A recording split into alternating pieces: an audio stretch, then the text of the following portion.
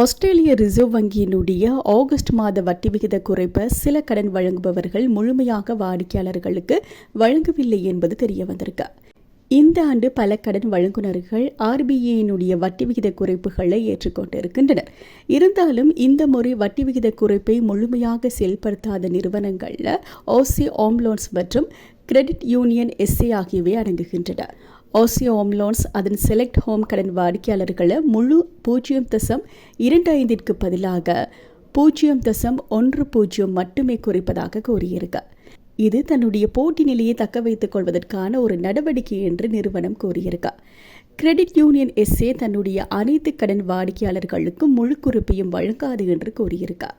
உரிமையாளர் வைத்திருக்கக்கூடிய கடன்களுக்கு முழு விலக்குகளை வழங்கினாலுமே 7,500 கடன்களில் 32 கடன்களுக்கு முழு விலக்கு கிடைக்கவில்லை என்று தெரிவிக்கப்பட்டிருக்கா. இருந்தாலும் வட்டி வீத குறைப்புகளை வாடிக்கையாளர்களுக்கு முழுமையாக வழங்காதது அவர்களின் நிதி நிலைமையை இன்னும் கடினமாக்கும் என்று நிபுணர்கள் சுட்டிக்காட்டியிருக்கின்றனர்.